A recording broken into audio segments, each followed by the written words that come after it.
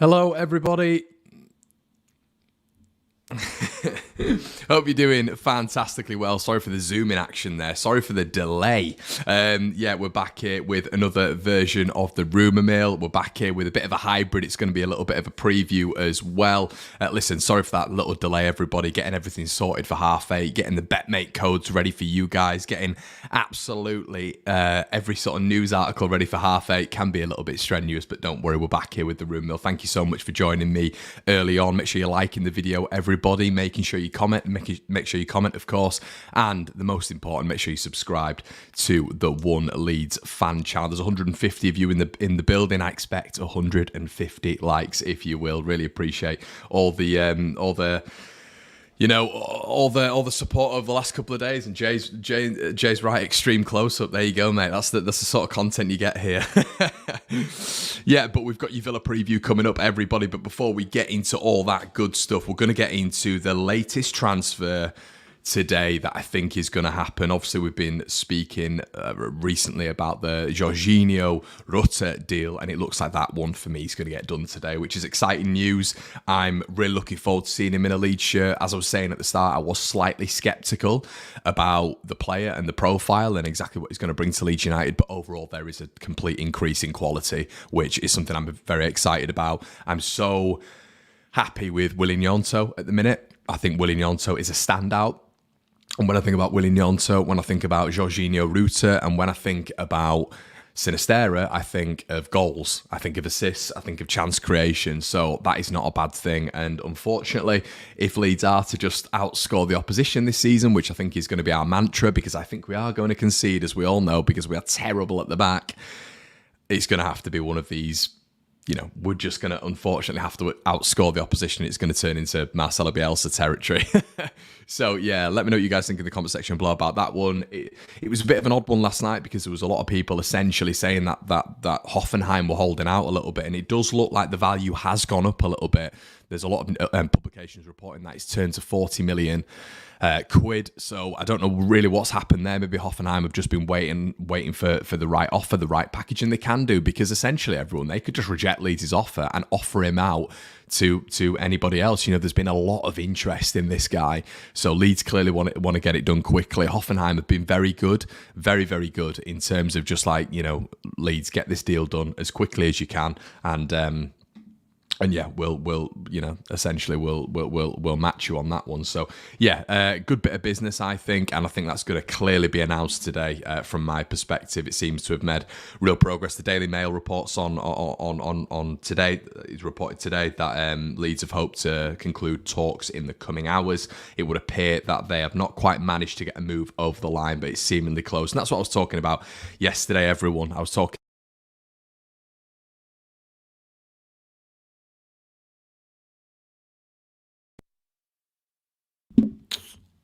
Apologies for that one. I think we're back. Are we back? We are back, yeah. Yeah, with it stumbling a little bit, and these things can do that. Of course they can. It's we've seen that with the Charles de Ketelaere deal. We've seen that with Rodrigo de Paul. We've seen that with many transfer deals over the past 2 years. It is what it is. Sam's in the building, says Verba needs to start. I wouldn't disagree, mate. I think the other day looked very, very good. It's just where he starts. I think obviously if he comes in at left back, then it's going to be a little bit different to where he played the other day. But I think, unfortunately, we've got to see change in that starting 11. We're going to get onto the Villa preview in just a little bit. Morning, Connor. I'm excited with the Fofana rumours. Do you think there's any truth in it? Obviously, this is Fofana at Lens. We reported this on the Rumour Mill about a year ago now. I think the valuation was around about 25 to 30 million. Looks like a really, really top player. Obviously, he was, when it came to statistics-wise, last season, he was one of the top performers in Liga. So, yeah, obviously, you'd be very, very excited by this, mate. I think there's a couple of alternatives, it seems, to Unahi. I think Unahi is going to be a difficult one. And the thing we've got to take into consideration, everybody, when we're looking at Unahi, is he going to be able to transition his form from the World Cup into domestic competitions? Obviously, he's at Angers now in France. Can he transfer that quality to the French side? Obviously, he's been playing for them now for a couple of years. The Morocco, he was fantastic, but the World Cup is just a little spell, isn't it? He was surrounded with some top players. I mentioned Amrabat yesterday, he was fantastic. Their midfield was on fire.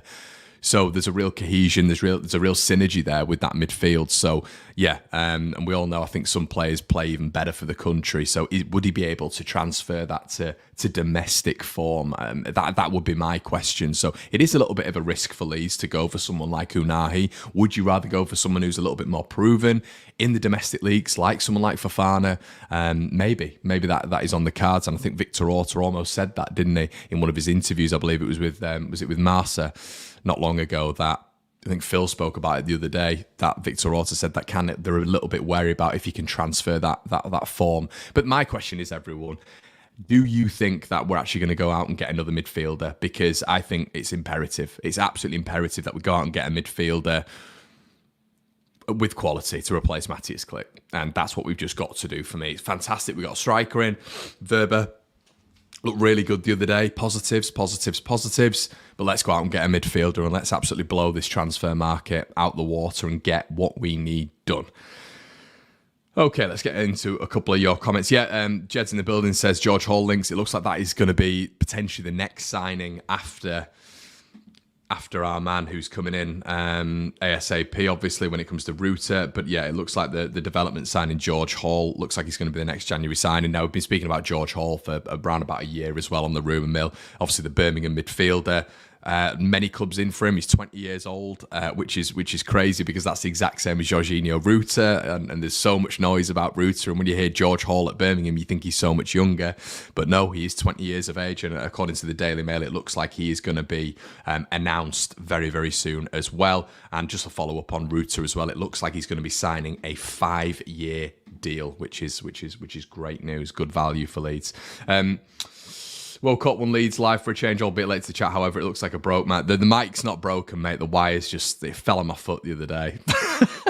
The mic fell on my foot and the wire's it's an absolute nightmare. But it is still working, which is great. So, morning Connor, 21 today. Happy birthday, Matt. Have a good one, buddy. Morning Connor says Leeds Ultras. Hi mate. Matt Jones in the building says, morning Connor, what you think to Phillips last night? I thought he was absolutely dire, mate. Positioning was crap. Lost the ball that led to the goal and not tracking back. Yeah, obviously you guys know that I do a bit of work for Man City at the Manchester Evening News. Well, I say I do a bit of work, it's my job. So yeah, I mean, obviously I have to watch quite a few of their games, and yeah, it's not looking good for him at the minute. But I guess it depends what he wants in his footballing career. I mean, Manchester City, it's a great step for him, isn't it? However, I just don't think he's ever going to get ahead of Rodri. He's just not on the same level, unfortunately. So I think we're going to see Calvin move on pretty soon, to be honest with you, but could be wrong. Connor, I don't get it, to Squawks. What has changed since Bielsa? We need to outscore the team. Sure, the defence needs bolstering. Yeah, Squawks, I've mentioned it several times, mate. I'm not going to double down on what I've said. The defence is appalling. It's absolutely appalling. Even against Cardiff the other day, against the Championship side, we still had, internationals in there in Llorente. Pascal Strauch is going to be on the international scene very, very soon. Obviously, you had Junior Firpo coming on. We shouldn't have had a problem with the Cardiff City attack, which had comprised of Davies and Shea Ojo, who is a natural winger. But we did, and we are going to have problems throughout the season. It's all about getting another defender in. It's all about protecting that back line with another midfielder, a strong midfielder who is combative going back and excellent going forward. Yeah, because it's not all just on the defence. There has to be a midfield line that protects the defence. There cannot be a situation continuously, which we saw the other day, where our defence was isolated. But at the same time, we're just making so many mistakes that it makes it difficult to defend them. But yeah, for me, we need more in. Sujal says, also catching Connor live all the way from India. Hi, Sujal. Hope you're having a great time out there, mate. Never been to India. Always fascinated me. Brent, hey, Brent. Hope you're all right, mate. The Aussie Whites are in the building. Not spoken to you in a while, mate. Do you think the board have finally woken up and realised they can't just rely on youth, therefore have changed their transfer policy and recruit ready higher quality? I think there is an outside influence, Brent, at the minute, mate. I think there is an outside influence. That's all I will say. But yeah, that's what I believe. I don't think this is Radrizzani, but it could be wrong. It's just me being speculative, but I can be quite speculative. It's all the rumour mill, isn't it? It's what we're all on here for. So yeah, and an interesting one, everyone. It's very, very Leeds based, but we know at this moment in time that Rafinha is not doing well at Barcelona, which is a shame. I think we all were rooting for him. I weirdly was rooting for him more than Calvin Phillips. I don't know why. I just had you guys know when you followed the rumour mill that I had such an affinity with Rafinha. For me, if we didn't have Rafinha last season, we would be a championship side right now. I think he is the best player I've ever seen at Leeds. I mean, I'm near on 30 years old, and I do remember a certain Harry Kewell, but in terms of talent-wise, I think Kewell, between him and Rafinha, but Rafinha was just, I absolutely loved him. What a player. And it looks like he's really struggling at Barcelona, which I know will hurt him because he was a Barcelona fan when he was growing up. But it looks like, according to several Italian outlets, AC Milan are now considering a surprise move to sign Rafinha. Rafinha, 26, joined Barcelona from Leeds in the summer, an initial fee of 50 million plus 5 million in add-ons. But it's not been a good one for him. He's only started 11 times in 21 appearances, and could he be on the move again to link up with Charles de Ketelaere? Who knows?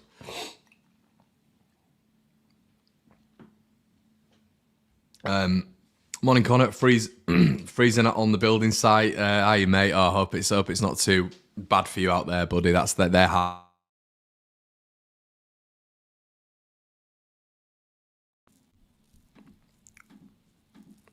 Hello. Yeah, we're back. I was doing those in Australia, mate. Building site's not great, but Australia, it's like 15, 16 degrees in winter, so it doesn't really matter. And when it comes to, Joffy, I think he's going to be going out, mate. I think Swansea, as we've seen, are the front runners at the minute. Apparently there's a couple of others in the Championship. Norwich are looking at him as well. I think we're going to see him going out on loan. I think he needs to. I think we need to see him go out on loan. He needs games. He needs minutes. He needs goals. He needs assists. He needs all of it. And he's 20 years old now. He's the exact same age as Georginio Rutter. So, we need to take that into consideration. And yeah, I think it's going to be a good move for him, a real good move for him. Rafa is a Leeds legend, and likewise Connor adored him and still do. Yeah, I do, mate. Absolutely love the guy. Morning, Gordon. How you, mate? Hope you're all right. 7:45 from Australia. What's happening with Rutter? News report saying 4 days ago that we'll complete his medical in 48 hours. What's happened? I think it'll happen today, Sam. I really do. I think there's no smoke without fire, and I think it's got to a stage now where it was quite quiet yesterday, and normally when it's quiet they're doing all the PR stuff behind the background. When it's very, very quiet from the Hoffenheim end, from the French end, from the German end, when it's slightly, I would say it has been quietly quiet on the English end as well in the last sort of 24 hours. That's normally when the deal's done. That's normally when they're doing all the social media, Rutter is Leeds, all this sort of stuff, getting all the graphic designs made. I think it's going to be announced pretty soon, to be honest with you. It could be wrong. But yeah, I think it's when it's going to happen really at the minute. So I think that's what's going on. So yeah, so it's going to be fascinating to see what happens with Leeds going forward, because I think we have to go out and get some even more additions. I think there needs to be a central midfielder, obviously. Now George Hall can play in midfield. I'm hoping that is not just the signing that we're making, even though he's 20 years of age. You've got to get someone who's really ready for Premier League football and that elevation in quality. A lot of discussion about Darko JB coming in to replace Matthias Klick in terms of a long-term option. I'm a massive fan of Darko JB. I want to see him exposed to more minutes, but I also want Leeds to get more depth in that area, depth with quality. But I'm okay with Darko JB, of course I am, but Leeds need more quality there. What happens if Darko JB then gets injured, which will naturally happen? Jay's in the building. He says, Connor, if Rutter is the end of our January business, would you be happy with just Verba and Rutter coming in? Do you know what, Jay? It's very much like a lot of Leeds scenarios with myself. It's like the summer. The summer I was happy with the business, but it wasn't enough. Okay, we signed 6 players for the first team. I wanted 9, and I think we needed 9. It was an absolute overhaul we needed. Very, very similar to the situation now.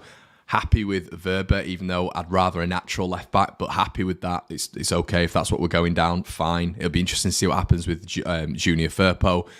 Rutter, happy with that, even though not exactly the profile I would have gone for, but it is a striker. It is a striker, and it's someone who can play in multiple positions across the front line. Okay, another box ticked. But if they don't get a central midfielder, it can't be a complete window for me. It can't. It really can't. And we could be completely picky and we could want another centre back, etc. But yeah, not for me. It wouldn't be an amazing window. However, it would be a good window to say we've gone and got a striker. That's my thoughts on it anyway. Anyway, everyone, the Aston Villa preview. Apparently, Leeds could be without 5 players, which we sort of know anyway. There's several players that obviously Patrick Bamford for sure. We know there's going to be Sinistera, who's edging closer to a return. But I don't think that's going to happen for the Villa game. Archie Gray, we know, obviously. Stuart Dallas. Now the suspension tightrope is being completely walked by Mark Rocker and Rasmus Christensen. If they pick up one more booking, that's going to be a suspension. I don't know if you guys all knew that. Yeah, obviously John McGinn, it looks like he's got a hamstring injury for Villa. Apparently, there's going to be an update from Unai Emery for that. Augustinson as well, an ankle injury. And Matty Cash with a groin. Good news as well, it looks like Dendoncker is going to serve a 1-match suspension. However, and then obviously Diego Carlos is still injured. So, yeah, I think there's a quite a good bit of news for us on the Villa front in terms of injuries. And there's a few returns that are going to come back to Leeds. It'd be great to see. Leeds actually coming out with Sinistera for this one. But yeah, what would your guys' lineup be? Let me know in the description below. But I think this is going to be. It's going to be a tough one for Leeds. I do think that this is going to be a tough one. I really do. A lot of optimism now, obviously with the signing of Rutter, the signing of Verber's performance against Cardiff. I don't think this is going to be an easy game though for Leeds United. I think Emery and Villa are going to come back with a real point to prove after losing Stevenage, an embarrassing loss. So, yeah, I don't know. I think it's going to be a bit of a tough one, to be honest with you guys. But I just want to give you a little bit of a bonus as well, everyone. Towards the game, the company that sponsors the One Leeds Fan Channel, that helps me provide videos like this, that helps me keep ticking the content over in terms of subscriptions and video editing and all this sort of stuff and thumbnails that I need to keep doing all the time, is BETMATE. BETMATE, I've literally given you guys a free entry to go stick in the description below. Click the link, which is an affiliate link. It says One Leeds on it. Click the link and it will take you to this homepage, and basically, guys, you can get involved for free. Type in the code FF-free-23 and you can just pick your own Leeds/Villa team, and there is a £200 guaranteed payout. It is absolutely free. This is my team for the weekend. I've gone with Emi Martinez up front, Matty Cash, and what I would like to say, everyone, is for the BETMATE app as well. The beautiful thing about it is it's not just about goals, it's not just about assists for fantasy football, it's about tackles, it's about progressive passes, it's about all the statistics that some of you know and love. It's not just about the basics, but this is my team anyway. I've gone with Matty Cash. I've gone, even though apparently he's not going to be fit, great. Pascal Strouk, Rodrigo I've stuck in there. Mark Rocker. Rodrigo's a midfielder as well, which is great. Rodrigo's captain. Mark Rocker, Somerville and Willie Gnonto. And I think Willie Gnonto could be key for this one, everyone. Willie Gnonto, I think he's been fantastic and he's a bit of a wild card at the minute. Could we see Crescencio Somerville as well?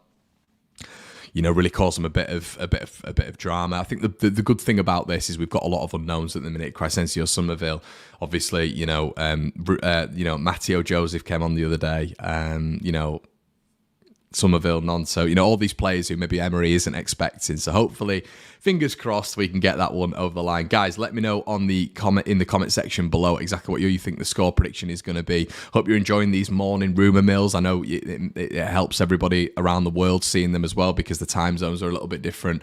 So if you do like them, everyone, there's 400 of you in the building now. If we could get like 300 likes, that'd be amazing. But yeah, sorry for starting a little bit late this morning. As I say, everyone, it can be a little bit hectic getting everything sorted as well with your Villa preview and your BETMATE sponsor. Honestly, get involved. It's for free. You've got literally nothing to lose. Get involved. £200 win fee.